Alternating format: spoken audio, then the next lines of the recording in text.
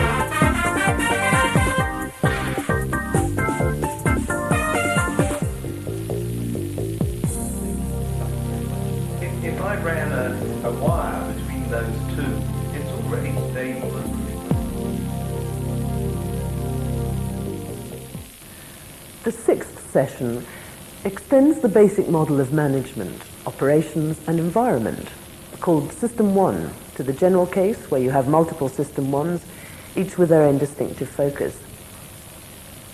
Attention switches to the issue of how these need to be connected so that the whole enterprise fulfills its purpose. In his quest for a general theory of viability, Stafford argues the need to add 6 vertical communication lines to the basic model. In practice, these lines are loops of communication. Horizontal loops generate variety and vertical loops absorb variety. These loops adjust the total variety equation between the horizontal and vertical variety in order for the total system to reflect the purpose of the whole.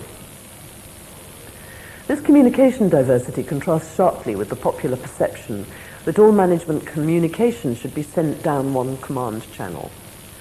Many typical situations are used to illustrate the need for and nature of each type of communication channel. Examples are taken from health, steelmaking, amnesty, IBM, Royal Bank of Canada, a fish and chip shop, liberation theology, and a group that is set up for loving one another. Well now, let's start. We have got, as you see, we thought that we'd make the mirror opaque because you can't see very clearly. And what we had was this.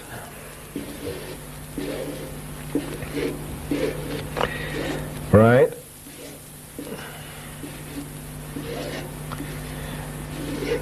Now we put an amplifier on there and there, and an and an attenuator there and there. I should have left gaps to put that in, but I didn't. Now, that is an exemplar of System 1. In other words, going back to our defense model, it's the army inside defense, right? Now, there are going to be several of them, aren't there? Otherwise, what are we playing at, you know? So, what I want you to consider now, please, thank you, is some more of these. I'll just put in 4 of them. Oh dear, I made a bit of a mess of that. That's life.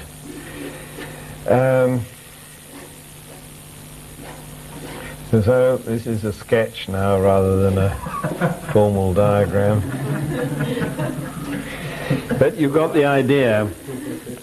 Now, what I wish you to consider next is what's upsetting you? Karen? See it while you were drawing it. Oh, I see. Well, there it is. I'll go over here, but yeah. So all of those are that. Take it from me. So now, what I want you to consider now, we've considered how that works across there for each element of System 1. That is the whole System 1. It's got all the elements in it. In this case, there are 4. There may be more, maybe less. And what we have to consider now is what is the connection between those guys?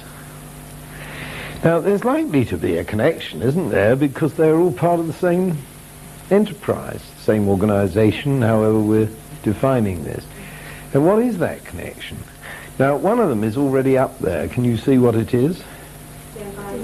The environments. Now, I believe that it's very, very difficult not to share the environments if you're in the same organization. Now, please accept the obvious convention here is, I've only got 2 dimensions, I haven't got 3. To connect this to that, you don't have to go through the other 2. You with me? So this connection, and this connection, and this connection includes this connection to that, which I'm not showing. Okay? So there is a very strong environmental interaction. Now, let's take examples of that. You have an enterprise that's looking at the whole of Canada, shall we say, leaps to mind. And you have something, let's suppose you're the federal government of Canada, you have something going on in all the 10 provinces of Canada. Now, when you draw those, this is effectively a map, isn't it? And you're going to have a clear line between 2 provinces. But, you see, from a cybernetic standpoint, that isn't very realistic. It's okay from a geographic and a legalistic standpoint, but the people around that boundary are not going to recognize that they're different. I mean, you don't straddle the line and say, ho, ho, half of me is in Saskatchewan and half of me is in Manitoba, you know, it doesn't make sense. There are other reasons why that's going to be connected, because, for instance, we might all say, well, we are all Canadians. Now, let's get to commercial applications. You can have sales areas which demarcate, but you see, if your company gets the name for doing something naughty or something especially good or whatever, it's going to rumble over. So what I'm saying to you is that if you look at those interconnections in the vertical, we've so far looked at the horizontal, what you're going to find out is that variety is being absorbed. Because you cannot have the reputation of being Rolls-Royce in this bit of the world and of being a rubbishy Dagenham dustbin in another part of the world, because it wouldn't be most unlikely. Either you're a quality car or you're not a quality car, and the reputation is going to slop over. If you're McDonald's, there are things about McDonald's which are uniform, and that's the whole idea. So this is absorbing variety in the vertical domain. So I think that's quite interesting. I'm asking the question, how does this total organization cohere, given that we've separated the Army, the Navy, and the Air Force? We've separated primary, secondary, tertiary education in the education system. We've separated general practice and hospitals and clinics and whatever in the health system, but they are all part of it. And in what sense are they part of it is the next thing to investigate. Now, I've started by saying, well, their environments absorb each other to a very considerable extent. I now put to you the question, what, if anything, is the interaction between the circles? Common goals. Common practices. Common practices. Is there are any of them linked? Well, that's the question I'm asking you. Sorry? How the environment have an overlap? Well, Are any of the circles? well, that's the question I'm asking. And what I think you can immediately see, and the reason you're having a problem here, is it depends. It depends. Now, this is what I ludicrously call the squiggly line connection. It's got stuck, so everybody calls it the squiggly line, because I put that in there, you see, and it's a squiggly line. And we really do have to ask what the coherence might be in any given situation. Well, now look, I mentioned steel to you, and that's an example you can readily follow. If the top one in the circle is taking in iron ore, shoving it in a blast furnace and producing molten iron, and then it travels down the squiggly line and it gets into a steel furnace, and then it's reduced and the carbon's got out and the phosphorus and the sulfur have got out, and you now got steel. And then that goes into ingots in the next one, and then the ingots are squashed and become all sorts of products. Lower down the line, billets, slabs, strip, you name it. Now, that means the squiggly line connection is very, very strong, isn't it? Because you know, it's causal, forgive the terrible word, you see, it's causal, because nothing happens until it's fed down. Now, if you were Unilever, on the other hand, Unilever is effectively a holding company, and it makes all sorts of things. And it used to have McFisheries. I think that's long since gone. You don't remember it, but that's fish shops. You know, nothing to do with margarine, for instance, or be a bit fishy if it were. So these enterprises are quite separate, and they are linked by the fact that they're competing for capital, for instance, from the parent company. And that's pretty minimal. And they're competing, to use a word popular in Unilever, they're competing for crown princes. These are the up-and-coming flyers who are being moved around and given ever increasingly important jobs and are going to end up on the board, you know. But that's the minimal squiggly line. The maximum is the other one. So, now we got to the squares. Have a look at that. These are the management units. What connects them, if anything? Indeed. What else? Yeah. Yeah. Yeah, well, that's going to be up the top, you see. I'm creeping up on the what I call the meta system, which is managing all this. At the moment we're sticking at system 1. I better warn you, there are 5 systems. So we've got a long way to go.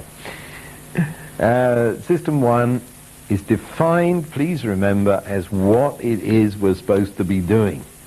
And that is not going to match your organization chart, because you're going to have huge departments in the organizational chart which are supportive and are absolutely nothing to do with why you're there. So the janitor's department in the school that's supposed to be keeping the school going is an accident. It's nothing to do with the purpose of the school. What are the system 1 of the school, folks? Education. Teachers, classroom. Yeah, but that's the purpose of the whole damn thing, Paddy. What is the system 1? Somebody said it. Yes, well, don't forget, you only move one set at a time, one recursion. So if you're thinking of a school, you're not going to hit the pupils. Classes. Pardon? Classes, obviously. So these are going to be classes. And the next recursion, you take a class, and you're now looking at the teacher and the students. But at this level, I want you to get used to this recursive way of looking at things. You're looking at the... let's stick with the school for a minute. These are classes. The management of each class is the form teacher, I suppose. What is the coherence between the square boxes? Common aim, yes. Somebody said something rather like that already. Well, I want to distinguish 2 different things. And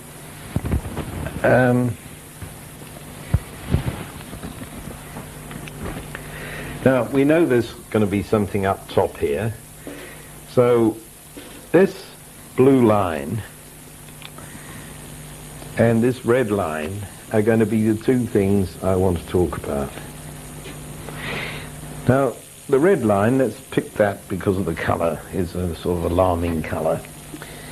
The idea about this red line is that there is some kind of statutory obligation. You're running a company, you must obey the Companies Act.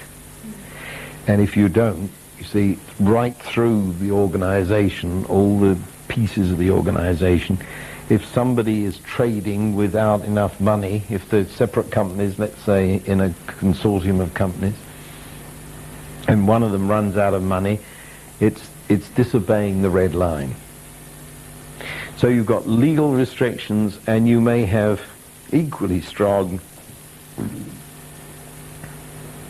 let's call them ethical constraints imposed by the company being what it is. And it says, we are not going to play that game. We don't approve of it. For instance, when I was development director of IPC, I took over a company and discovered, a rather large company, and I discovered that hidden in it was a group that sold encyclopedias by banging on people's doors and forcing housewives to sign things that they didn't want. So we invoked this ethical line, you see, which has nothing to do with the law. It was a perfectly legitimate company, but we didn't like it. So we got rid of it. We sold it.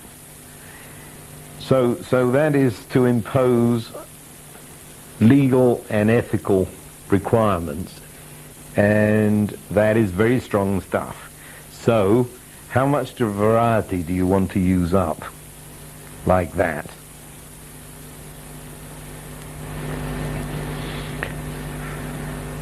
You see, if you say too much, you can't get anything done well expressed.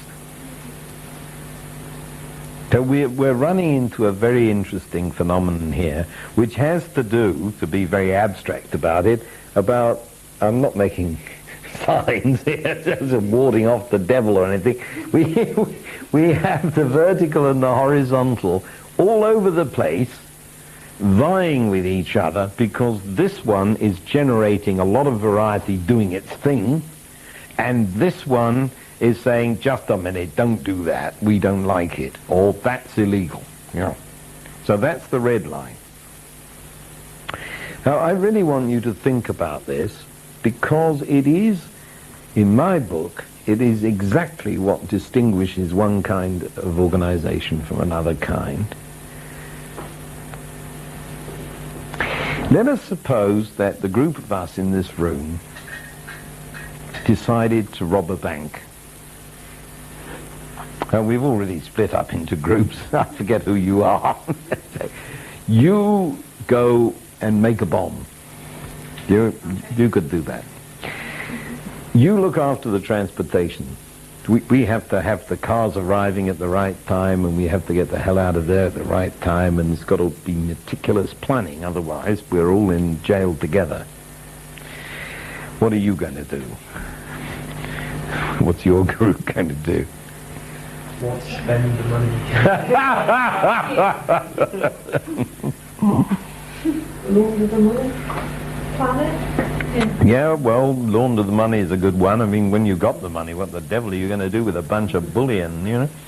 So all that's got to be attended to, and I'm sure you can find a job here. Planning the money? Yeah, well, yes, there's got to be a lot of investigation, there's tunnels dug and all sorts of things. So there we are. Now, you four groups are now these four groups. And we've all agreed that this is our enterprise. Now, how much variety do you expect to have left in your square at the end of that? You've got to run your group. Then, you know, you three are a group, and you're in charge, Karen. How much variety have you got, given the rest of the thing? Not all, yes. I mean, you've sold it. You've all sold it. Because it's no use having a marvellous operation if the darn cars don't come. You let the show down, we're all in jail. And it's no use, etc. The whole thing is cemented together, and by the very nature of the beast, there's very low variety for each of these things. Now, take another example. Here we are, we're a very nice set of people. We decide to institute a society for loving one another. You're concerned about kids, you're concerned about geriatrics. God knows what you're concerned about, I dread to think, you see. So every subgroup is going to express its notion of what it is to love other people. And now, what is restricting your variety? Nothing. Yes, there is. Just one thing, I think. If any of you are caught hating somebody, you're out. And that's the limit. Now, what an extraordinary difference. Now, people often say to me, Stafford, for God's sake, every organization is different. How can you possibly have a general theory, which I claim to have? Well, now we're getting near it, aren't we? Because you can still depict it like this. Now, what exactly is the difference in those two examples? Red line. What's the size of the challenge, isn't it? Yes. Let's have a more general... What is the governing principle? The constraints that you have to work within. Yes, that's true. But why? Lift the argument. Common purpose. That's exactly the word I want. Thank you very much, Lee. It's the purpose that determines the degree of restriction. Now, that is very interesting because, of course, purpose of all these subjective things that we talk about in the system is about the most subjective of all. Because the purposes of the individuals who make up IBM are probably as different from chalk and cheese. I mean, some are in there to get a free ride, some are in there to further their careers, etc., etc. And what the company's purpose is another matter altogether. And of course, if you detect in a company that somebody is doing something that is personal to them and doesn't contribute to what's supposed to be the corporate purpose, they're going to be swung out, aren't they? So this idea of purpose is absolutely governing this interchange of variety. And I find that totally fascinating and a big secret, actually, in trying to analyze what the devil's going on in any given situation. You know, if you're a fire engine and you've got to get there, everything else goes by the board. All your variety is going to be consumed. If you're amnesty, different thing. We did mention amnesty before. Millions of ways of trying to deal with the problems that amnesty faces, and everybody's solution is going to be different and all acceptable, providing they don't involve being nasty. You see, after all, that's the purpose. So purpose is crucial. So the blue line purpose. No. I'm subsuming everything in this. The purpose is going to be reflected in all the vertical lines we're putting up here. So far, we've got the environment. Now, the purpose is going to be reflected there. Because if you're going to be Amnesty International, then you want all the environments to reflect this well-intentioned thing. And especially, for instance, they have got to have the reputation for being honest. I mean, the way to attack a thing like amnesty is to say, oh, bunch of, you cook the evidence. And once that's set in as a reputation, you've had it all over the world, not just where it happens. The squiggly line connection also reflects the purpose because, well, doesn't it? You know, if you've got this strong connection like the steelwork, if you've got the weak connection like the conglomerate, clearly it's reflected. Then we come to the red line. Now, the red line is the one that has a fiat on it, is the legal and ethical stop point, and that clearly is going to reflect the purpose, obviously. Now, I haven't said what the blue line is, and that's, I'm sorry, Catherine, that's why I was... Maybe I just missed it. No, I haven't said it.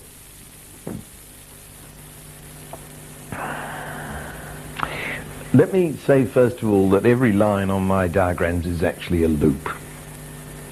It takes too long to put them all in, and then you can't see.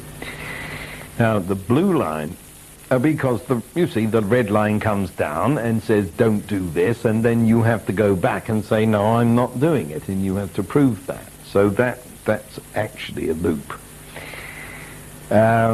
So it is in the steelworks. If you're sending this iron down the chain, you have to have a thing coming back and saying, yes, we got it, and it's all working. Now, the blue line is what I call the resource bargain. Yes, and I believe that is the major function of management in the vertical. See, what you're saying to the individual bit of System 1 is, what do you need? You're part of our show. What do you actually need? And you say, well, I've got this budget, I'm planning to do this, this, and this. So what you're actually saying is, will you fund me to this extent? And the resource bargain says, yes, I will fund you, I'm higher up than you are, I will fund you, but you have to come back on the return loop and constantly show me that you're spending the money correctly and it's all working and we're getting the payoff and so on. So that's why I call it the resource bargain. And you notice this is very different from the concept of management, which says, you're part of our show, this is what you're going to do, fella. Get on with it. Oh, you're out. It is a very much more liberal and sophisticated thing, which says, well, what can you take on? And if it's not good enough, I'm entitled to say to you, is that the best you can do, for goodness sake, And you sort of hype it up, but there is a homeostatic point here where the senior management agrees with the System 1 management that this is the deal. Now, under a self-vetoing homostat, you shouldn't be constantly having to penetrate this stuff and ask all these damn fool questions. You want to set that up so that you just know on a self-vetoing homeostatic basis that things are okay. Why should you go poking around down there? That's what's going to get you a reputation as a fascist bastard, you see. And you would be if you kept doing that. Now, it's a very interesting phenomenon that I've observed all over the place in every kind of organization. I go in at the top, which I haven't drawn yet, because I won't go in anywhere else. So I'm talking to the president of the company or the president of the bank or whatever. And this guy says, please understand, Professor, that we are very liberal around here. We've all been on the courses and we know that we shouldn't be bullying people. So we've got all these things in place. And very often the directors of a company will say to me, rather sadly, of course, not like the old days, you know, old chap, I'm not quite sure why I'm here. I'm here as an advisor, really, and nobody ever asked my advice. I think I might as well go home. So this is the denaturing of the old model of do this and he doeth it. Now, that's what they told me. I then go and visit these branches or these divisions or whatever they are. What do I find? I find everybody with copies of the Times looking for a new job.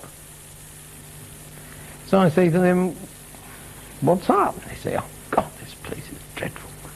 You can't get a new biro without triple application. It's a terrible place. You know, this is real. I mean, he's laughing because he seems to have lived all these incarnations that I keep talking about. Poor Glenn, you need a better job somewhere. What I'm trying to point out to you is that these are perceptions of precisely the same thing. There is only actually one company operating out there. And what do we mean by reality, we were asking yesterday. The point is that there is only one reality, whatever it means, and here are the people up top see it this way, and here are the people this way see it quite differently. So what's going on?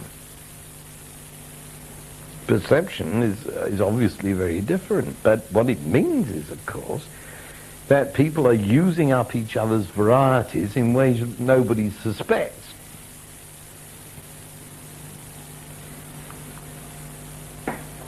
Now, I'll try and make that concrete for you. I was in a firm in the north of England here, which had this belief at the top that it was very liberal, and where all the branches were looking for jobs. So I tried to find out why that difference of perception could possibly exist. And I discovered the following. The financial director, who was the nicest bloke you could wish to meet in a month of Sundays, sweetie pie, trying to help, had issued a thing this thick, telling everybody what to do. You see, at least that's what they thought. He thought it was a handbook of advice and comfort and so on. They called it the Bible. They actually called it the Bible, and they say, God, you can't do that, it's probably in the Bible somewhere. And they really felt totally victimized by this document, which was supposed to the sweetie pie's image, self-image, to be a nice help. So what I did was I took the Bible and I tore it up, literally. I tore all the pages out and I sorted it. And I sorted it out to the subsystems, and I'm telling this story too early in a sense, because there are 5 of them and we've only got to the first one. But I sorted it out between the 5 subsystems, because what I'm trying to tell you, never mind the others, is that the only one that matters is the red line. Now, the Bible came down to about 5 pages. I printed those on red paper. I said to the financial director, publish those as the rules. Publish the rest in 4 other different colors, saying that this is meant to do this is meant to do this, by way of helping, and he did this. And the whole atmosphere totally changed. It was a whale of a success, that, just by talking in terms of perception. Because people don't like having their variety stolen. This is the point. And if you take away this man's variety, look at him. What did we analyze earlier? He's got too little variety to deal with the process, which has too little variety to deal with the environment. And what little he's got left are going to take away by saying, don't do that, change your shirt, you know. Well, it's totally frustrating. So you mustn't do that. What you've got to do is things to encourage the guy to use his variety and help him amplify it. Otherwise, you might as well put a switch in there. You know, just a switch, a little computer which says, in these circumstances, do that. And if you're going to use a human being with leadership quality, with the ability to react and adapt and so on, you better let him rip. If you don't, you're nuts. And that's part of the trouble with things like the church and the army, which have come up before in our discussions, because nobody dares. And when they dare, things go badly wrong. Look at liberation theology and what happened to that. Some of you must... I think that was correct. No? Oh. Has nobody heard of liberation? Yes, of course you have. No? No? Pardon? Permission to hit this fellow, okay. Well, it came out of Latin America because the whole of Latin America is strongly Catholic, or alleged to be, but nobody actually gets married, and, you know, it's all very relaxed out there. In fact, the way they handle marriage in the family is absolutely wonderful, I think. They don't really... I don't think many people are actually legally married, and they have children, and they pass the children around, and the little community handles the whole situation, messes with this variety perfectly happily. And the role of the priest is not to go around saying, how dare you, you're living in sin, as would happen over here. He goes around saying, bless you, you know, you're doing a good job. Very different. So the liberation theologians, care to put a name forward? Romero. Yes, well, Romero, yeah, well, he was shot for his pain. So, Paulo Freire, I suppose, is the most famous of them. Anyway, this bunch of people started putting together a formal theology to account for all this, and the Vatican sat on it, you see, because... And this was a very bad tragedy, I think, because that was a real growth point in the church that looked very promising. And of course the Latin Americans carry on anyway, they don't care. But the spin-off in the more anal retentive part of society in Europe has been not been good at all. Yeah. So, we now have in environment, that's one line. A squiggly line, that's two, and we've now got 3, 4. All of which are cohesive to the organization, given that these things we perceive to be separate for some reason in our analysis. Now, what is the 5th line? It's not there. Now, you know, many funny puzzles say, you now have enough information to solve this problem. You know, those jokes, those puzzles. You have enough information to tell me what the extra line is. It's not on the diagram. How can I get this out of you? What's the connection between the red line and the environment? No, we're just talking about this crossover. There is a missing vertical line, not a connection.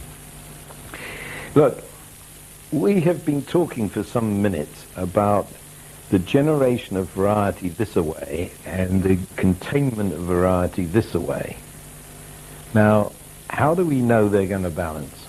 Because the theory the law of requisite variety, our whole notion of homeostasis says they must, doesn't it?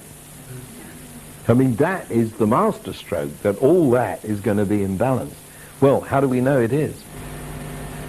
The channels connected by which the channels that the information is passed through, are they connected? Which channels? Between We've got a lot the on there. environment and the product and the management. That's the horizontal, what I'm calling the horizontal, you see. Now I'm saying there's something missing vertically that will match the vertical versus the horizontal in total. Yes, now we're getting near it. I'm going to add a line to this. I wonder if I can find... Yes, there's green there.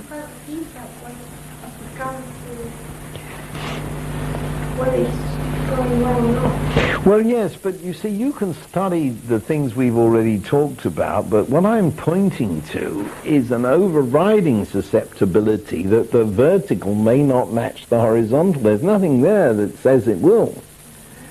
I mean, with any luck it will, because you're doing all the right things.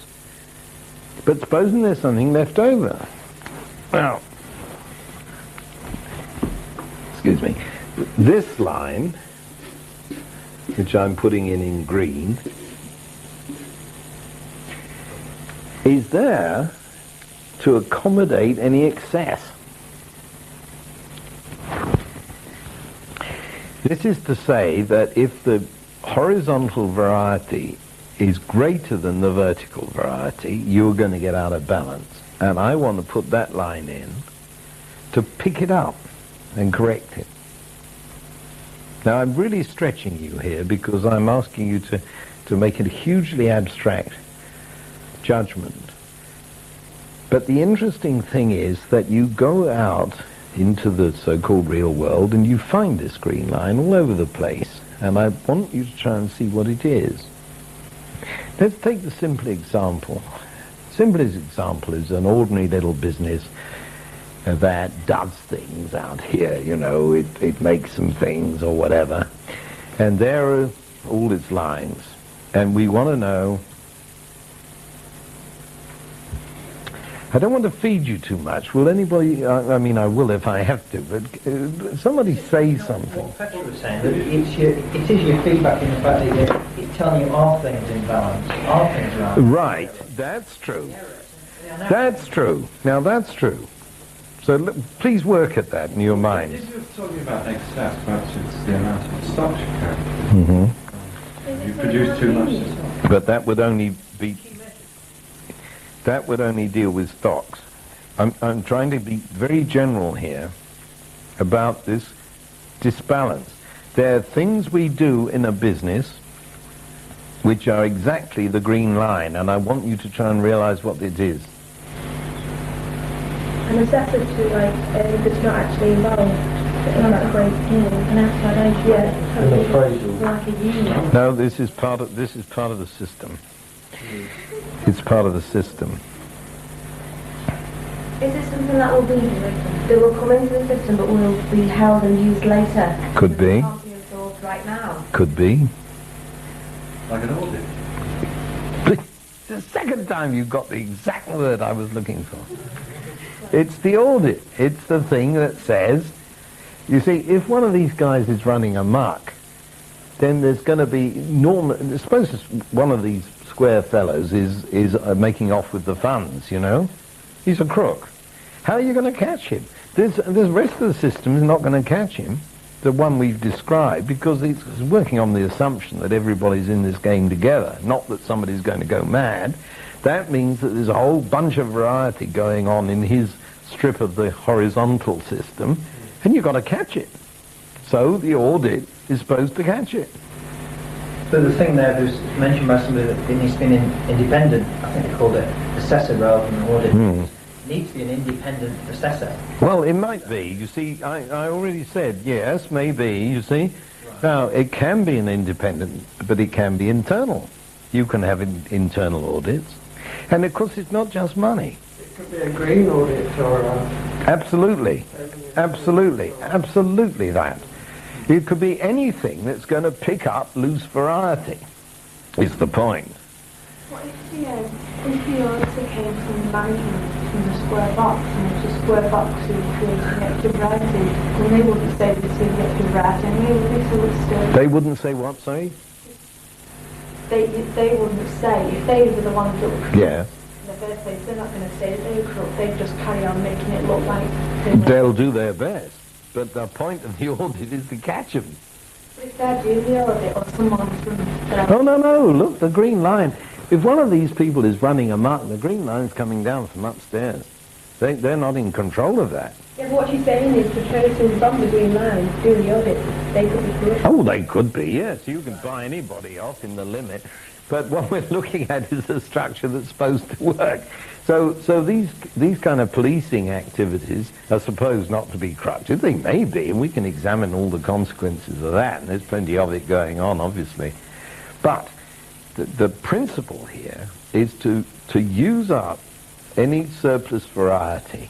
And this is, you see, although I'm very grateful to Lee for giving me exactly the word I wanted, don't stick too closely to this professional word audit, because what I'm really trying to say is that the green line will absorb spare variety. Let me give you an example which you wouldn't automatically think of as being an audit. Let's suppose that this company is working in engineering. So it has innumerable electric motors everywhere. And the companies do, you know.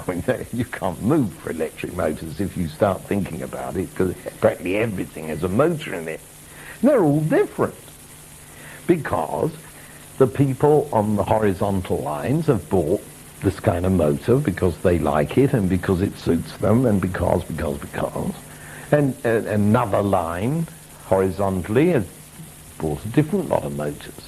And we end up with a huge number of motors. Now that's a very great deal of electric motor variety, you see, hyphenated. So somebody upstairs, and we haven't analysed what's happening upstairs, but we will. Somebody upstairs says, what gives with all these electric motors? Just look at the amount of capital we've got tied up in spares. We'll just take the obvious example. You know, that all these motors have to have spare motors, and they have to have extra windings lying about, and extra this, that, and the other.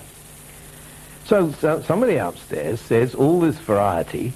Now, how do you intervene? You don't want to come down the red line and say, you can't work for us unless you have the right electric motor. Come off it. See? And you don't even want to make it part of the resource bargain and say, well, I will only give you the capital if you switch to GE motors. Also come off it. But what you could do, you could go to these managers and say, fellas, we have realized that we have enormous investment in all these damn motors. Is this sensible? And the manager says, gosh, that much? Probably not.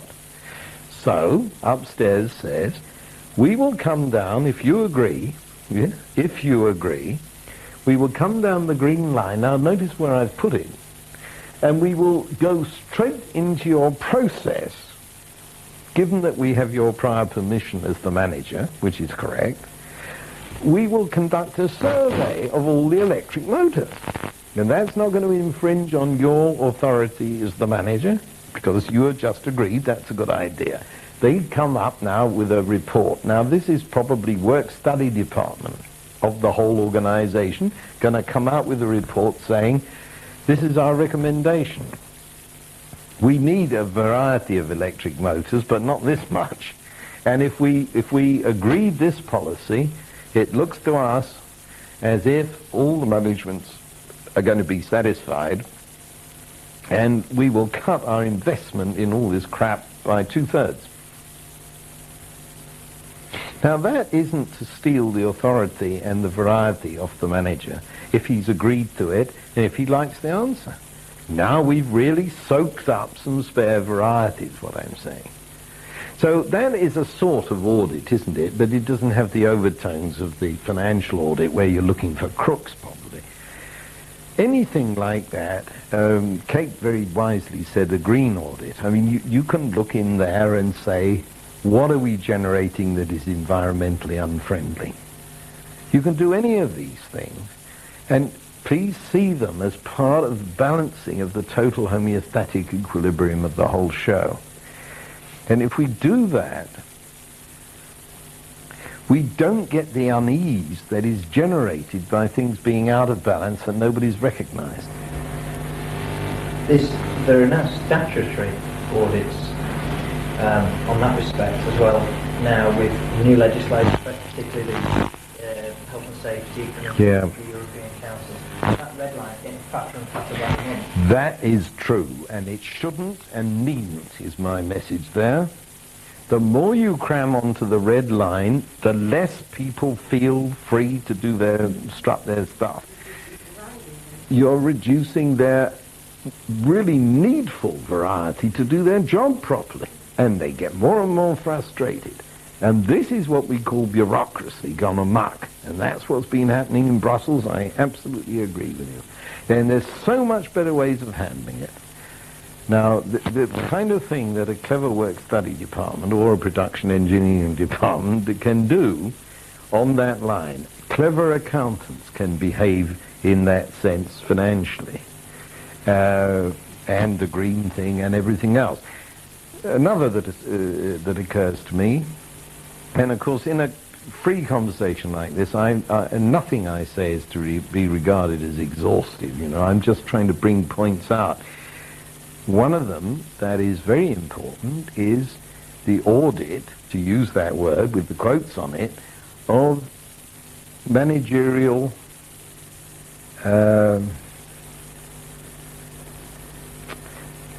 management succession, can I call it? We have to look to see if anybody's coming up and how we're training them. And that's a sort of audit. You're not looking for crooks and so on, but you're looking for where the variety is going to work thin, is the other thing.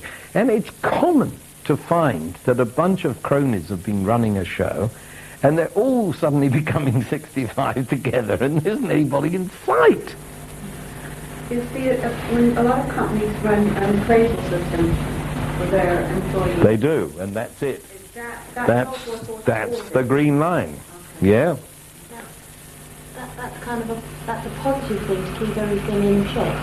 But if the system starts going wrong, and if you use in the opposite way, say in the form of a union, I'm thinking of education particularly. You said about that book that you found in that firm. Well, it's like the national curriculum, isn't it? It is. It is. Quite happily doing their job, and all of a sudden they get landed on their desk a 10-volume escapade. All right. What they're supposed to do, but not actually turn out. Well, I totally agree with you, and Mr. So that comes through the red boxes, which use head teachers in each establishment. Yeah, and it shouldn't, of course. If the teaching staff, we then revolved and almost pushed back up that green line. Yes, that's right. Because there isn't an effective audit system in schools. It's absolutely true. I think that's nice analysis. Absolutely true. Absolutely. Now you understand why you're frustrated. Now, you see, people who don't...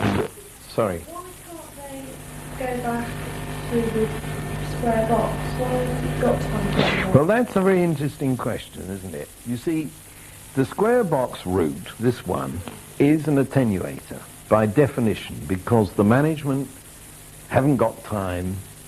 This manager hasn't got time to go and count his electric motors. Let's go back to that example.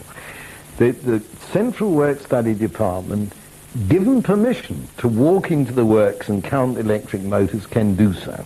And it has a project and it's got its technology in place to do that. That's just fine. Now, always you must get permission. Otherwise you really are subverting the authority system, and that won't do at all. But you can certainly pull this off if you're clever and considerate top management. And mostly they're not, of course, which is why we get in a terrible mess. If someone is corrupt in the square box, right, is doing something and you're trying to find it, and they ask you if they can do an audit, which they'll realise will show these things, they're not going to give you permission, are they? They can't not, you see.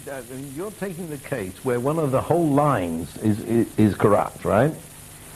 Now, you go down this line and you say, you guys are all in charge of departments and I want to do this particular form of audit. Are you going to stand up and say, you're not coming in my place? I mean, that's an instant signal that so you can't afford to do that. So that means that they haven't really got a choice at all, have they? Because you're saying it's good because they've got a choice and they won't mind because they've got, like they said, you can do it. But you're saying that they haven't got a choice whether they can say it really. Yeah, well, wait a minute. You have, you see, because it's a question of... I mean, dealing with real crookedness is quite hard to argue, but the thing in general is, Claire, that you are saying to people, do you agree that this is a good idea? If somebody says no, which is the choice, you expect them to have a proper answer. You don't say, no, because I am ripping the system off and you might catch me. So you've got to come up with a legitimate answer, and often there are legitimate answers. Take the work-study example. You can say to the higher-ups, hey, look here, we have a terribly sensitive shop to this kind of thing. We are in a very, very difficult union situation where people are paranoid. And if you come in here and count our electric motors, which you think is harmless, that's going to be read as management interference and we're going to have a strike. Now, that is an acceptable reason for not joining in, isn't it?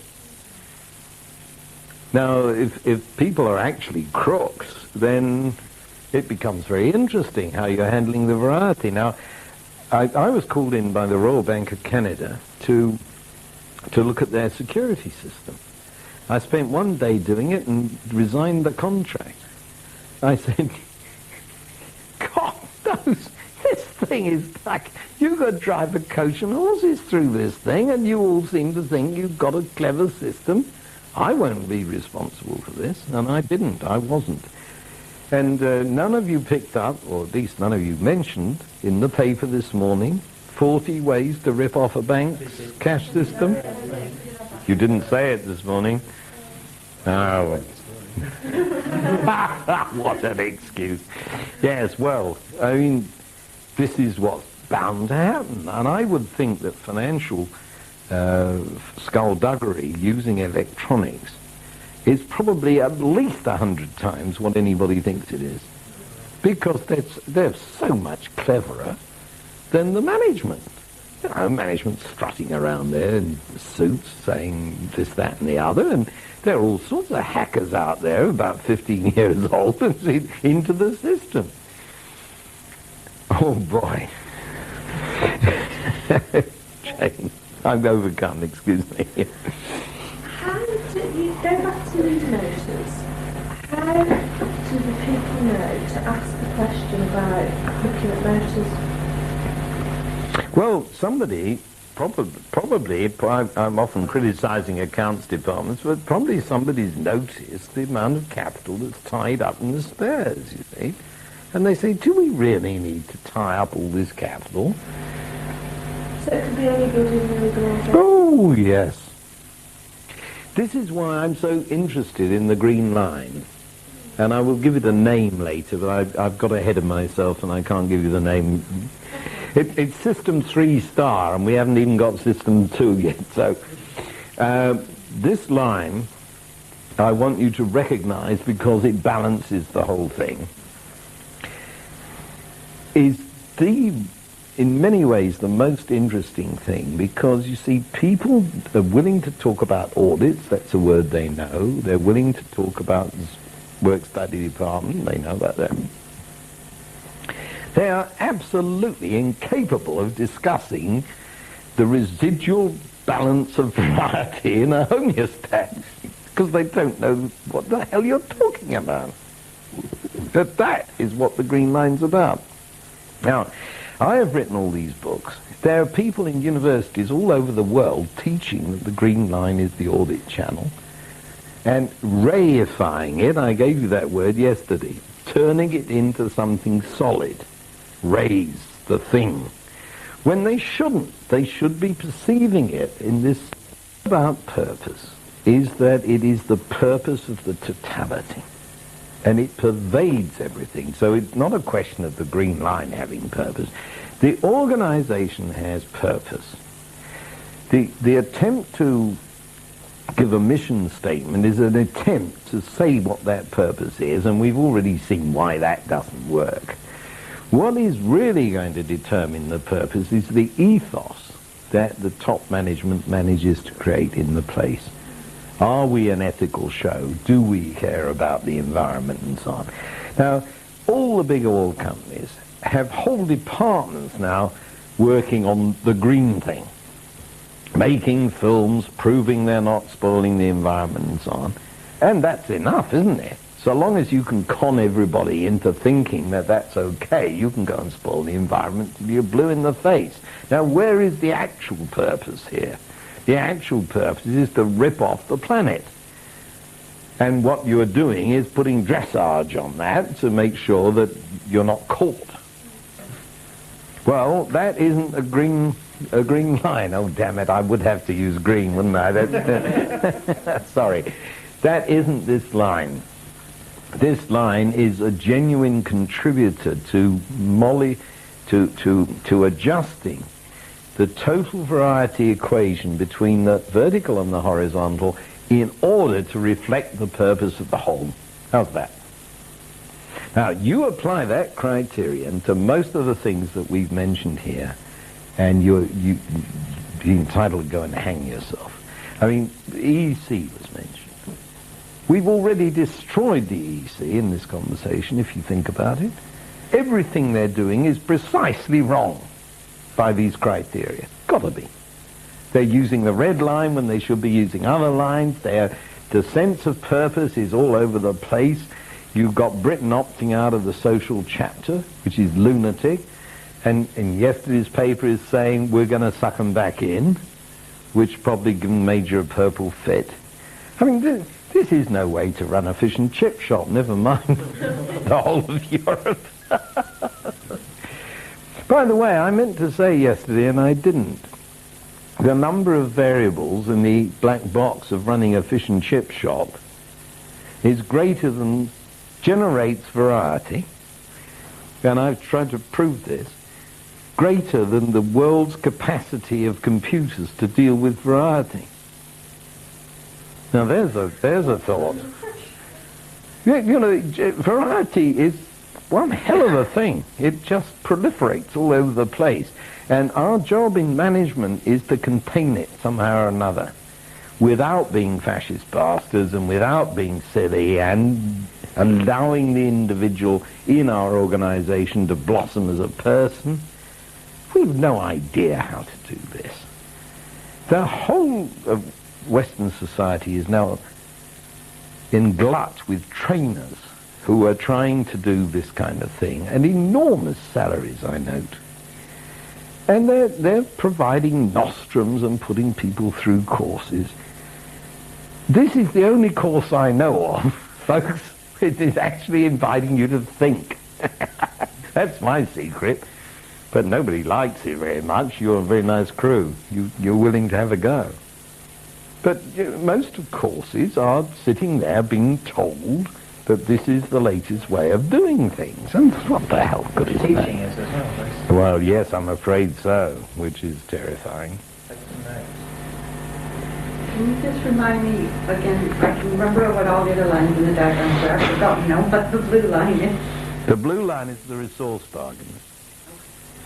So, if you count them, you've got 6 vertical lines to absorb variety, and this will sum up this discussion because we ought to stop. So it's 6. We're missing one.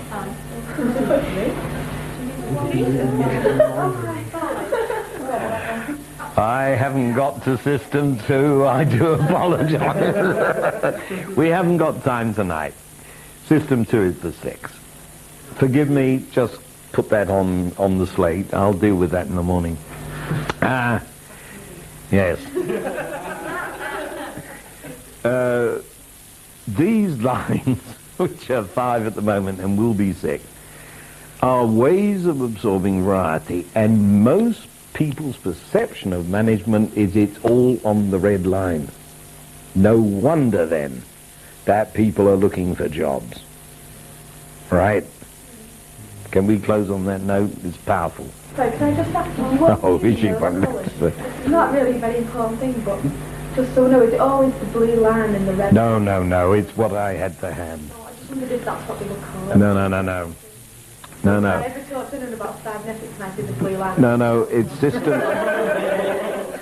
Not that it's very likely, but just in case. The green line is system 3 star. When we get it all into place, you'll get the words okay. I don't care what the colours are. Can you just explain the blue line again? It's the resource bargain, whereby somebody comes... Suppose you're manager of system 1, and I represent the upper crust.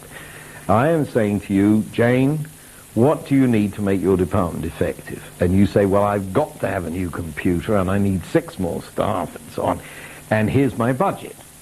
And I say, okay, if you get this budget, these permissions, you are going to deliver the following. Is that understood? And you say yes. And that's the resource bargain. And then all you need is the self-vetoing homeostat. We need enough coming back from you to head office, let's say, that to give assurance that the thing is working. And I do not want to see all your bloody accounts, because I haven't got time to read them. And what's more, if you were a crook, I wouldn't be able to spot it because you're too clever, and you would cover it up. So that's not the way to control anything. Oh, of course. Nobody trusts them. Yeah. Well, that's too bad, and they should. But look, let's take the case where things are probably crooked, which does exist. What I'm saying is that what you have got to do is put monitors on the homeostatic loops that will pick up instability. We went through that earlier today. And then we'll say, why is Jane's loop unstable? And then we're likely to find out, even if she is clever. We are unlikely to find out if she's cooked the books, because she knows better how to conceal it. So really there's 2 checks built into the system. At least. At least.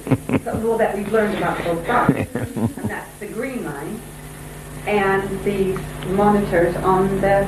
Every one of these loops is supposed to have every one of the homeostatic loops. Now, by the time we finish this diagram, there are going to be hundreds and hundreds of loops.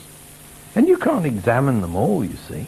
You've got to have little signals, like President Sanguinetti's bus tickets.